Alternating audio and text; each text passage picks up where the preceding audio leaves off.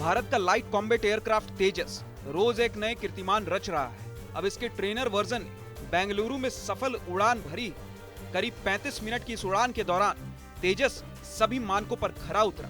तेजस की निर्माता company HAL ने इसे मील का पत्थर बताया है। आपको बता दें, इसे LCA ट्रेनर LT5201 नाम दिया गया है। इसे लीड इन फाइटर ट्रेनर यानी लिफ्ट भी कहते हैं।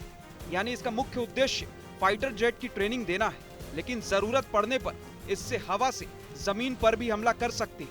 अब ये विमान सिर्फ वायुसेना के फाइटर जेट LCA तेजस की ट्रेनिंग के लिए बनाया गया है, लेकिन कुछ ही सालों में नौसेना के लिए भी अलग ट्रेनिंग विमान बनेगा। बात करें तेजस की तो भारत का पहला supersonic light weight combat aircraft है। इसके निर्माण में ज्यादातर कलपुर्जे स्वदेशी हैं, जबकि इसमें इजराइल का बना अत्याधुनिक रडार लगाया गया है, जो इसके बेहतर संचालन और कम्युनिकेशन में मदद करता है। तेजस की बॉडी में 9 हार्ड पॉइंट्स है, यानी इसमें 8 तरह की मिसाइलें और रॉकेट्स लगाए जा सकते हैं। इनमें एंटी शिप, एंटी एयरक्राफ्ट समेत कई तरह की मिसाइलें शामिल है। तेजस की खासियत है इसकी सुपरसोनिक स्पीड। 1 मैक यानी ध्वनि की गति से करीब 1.5 गुनी स्पीड से दुश्मन पर हमला करता है। आसमान में 1980 किलोमीटर प्रति घंटे की स्पीड से उड़ान भरता ये एयरक्राफ्ट दुश्मन की रडार को चकमा देने में माहिर है। इसका कॉम्पैक्ट साइज इसकी सबसे बड़ी खूबी है।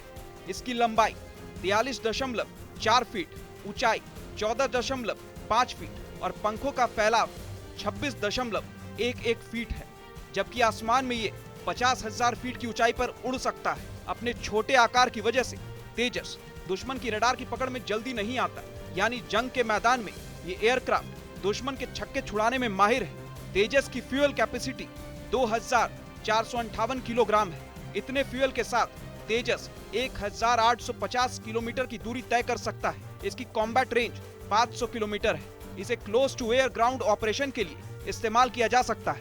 तेजस का कॉकपिट कांच का बना है, जिससे पायलट को चारों तरफ देखने में आसानी होती है। 5वीं पीढ़ी का तेजस दुनिया भर के लाइट कॉम्बैट एयरक्राफ्ट में सबसे एडवांस और किफायती है, इसलिए इसकी डिमांड अमेरिका, अर्जेंटीना, मलेशिया जैसे कई देश कर रहे हैं। इसके दूसरे वर्जन जैसे मार्क 1 और मार्क 2 भी बनाए जा चुके हैं। इनकी टेस्टिंग का काम जारी है।